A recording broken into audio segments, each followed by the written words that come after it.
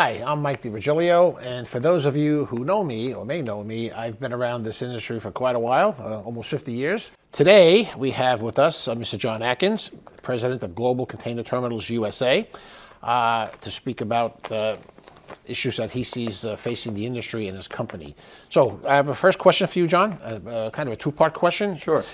The last 2 years, we've come through, needless to say, a very difficult time with this pandemic. And what has the pandemic taught you, you as a company and as a port, in terms of what we've seen here? That's the first part of it. And the second part of it is, given what we know, given what you know, was there anything that you would have done differently as an organization? Sure. So, yep.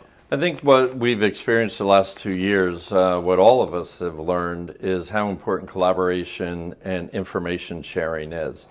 Fortunately, over 10 years ago, the Port Authority had instituted the Council for Port Performance, or as we call CPP. And that's a group of the industry stakeholders that get together monthly to work on whatever we need to work on to improve the service levels and the reliability and expand the port as well.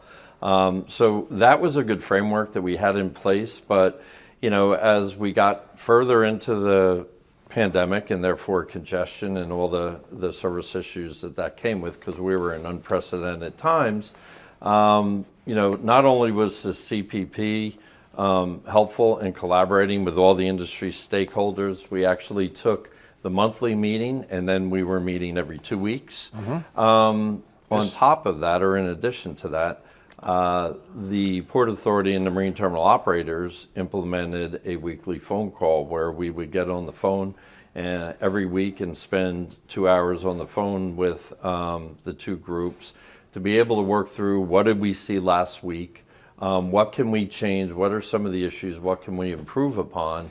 And that information sharing and also collaboration enabled us to make some changes as we were living through the congestion to help keep things moving in the Port of New York and New Jersey.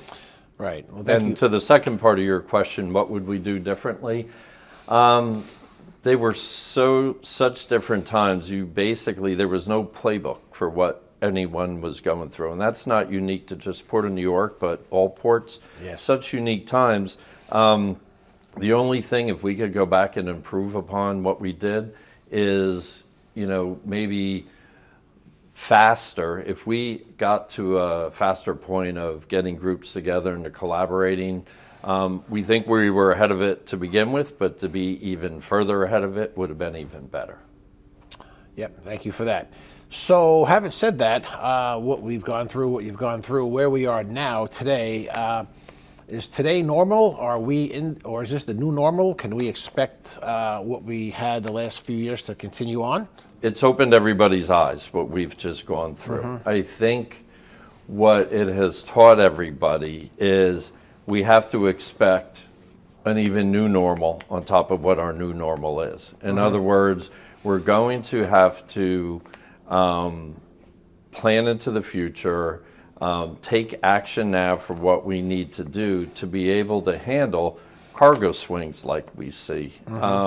You know, cargo swings, while they may not be every year, we do see them in this industry when, you know, things are moving around and different things happen in the business that we're in or in the economy. So I think what we have learned out of this is we need to prepare for whatever the new normal is going forward and work on it today, not tomorrow. Right, right. Well, thank you for that. And then let me ask you this, more relative to your organization, GCT, and how you look at things now in the normal, or new normal, or what you want to call that. But in 2023, what do you see as the top challenge that you face as an organization in 23? We need to keep our foot to the floor with the gas pedal.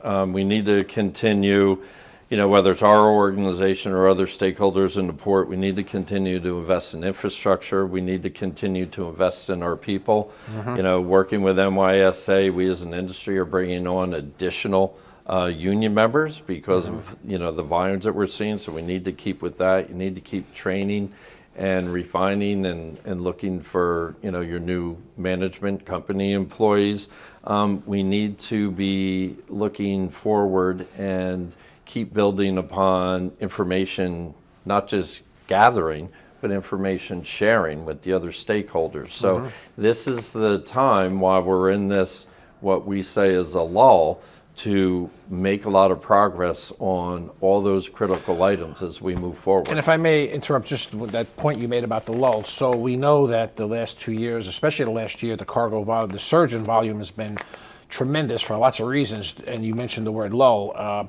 Do you see that lull as temporary or something ongoing? How would you? Well, as a marine terminal operator, you're always trying to figure out and forecast what your volumes are.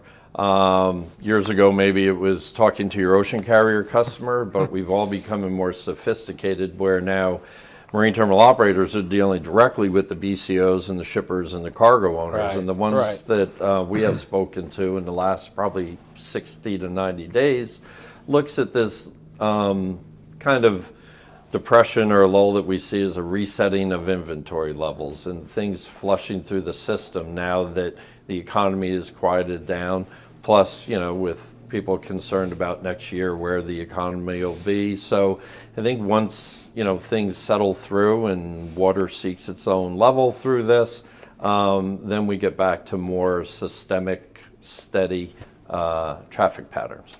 Great, with the volumes. So we could expect to get our patio furniture in May or June or before that, as we.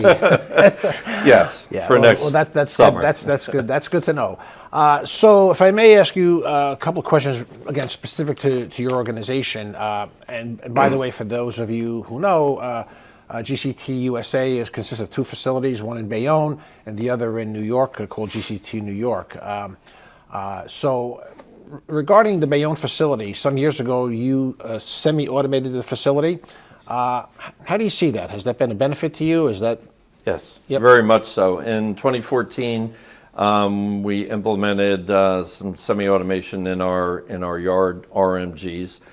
That really gave us a good platform then to build and implement an appointment system that went into place a couple of years after. And we found that throughout the congestion and the pandemic, and even in good times, the appointment system has allowed truckers and customers to expect a certain level of predictability in when they arrive at the terminal and when they can get their cargo. So during that appointment window when the draymen come in for the containers, they know if they're making an appointment at a warehouse that they have a pretty good feel for when they can get in and when they can get out, which, was very, very critical throughout the congestion in the pandemic times. Great, thank you. And regarding the GCT New York facility, recently you've taken over, quite a bit of business or absorbed a lot of business with the surge. Prior to that, I guess it's safe to say that facility may have been struggling for volume. Now it's been different. Yes. Could you speak to that? And Sure. Yep. Unfortunately, we had capacity, quite a bit of capacity in that facility, but when volumes started to really rise and come into the harbor, whether it was diverted from other regions of the country or just overall inventory levels came up, we were able to absorb new services, brand new business to the Port of New York. There's some new services that never called the East Coast before that we have in there. So we're able to absorb that into the capacity that we have, but also working with the Port Authority, our facility in Staten Island actually has quite a bit of land around it that's contiguous to our facility that the Port Authority does control. So we have worked with them on acquiring some of those additional pieces of property, and we're still working with them on some further long-range initiatives to be able to utilize that. So we definitely have room to grow into handling more capacity, which is good for the overall harbor, not just for our facility. Yeah. I mean, the best you could see, that should continue, or you should be operating in Staten Island, or we call Staten Island, or GCT New York, with some sufficient volume going forward. So that's great to know. That's great to hear. So, okay. I want to thank you for your honest and open, honest questions, or responses to the questions.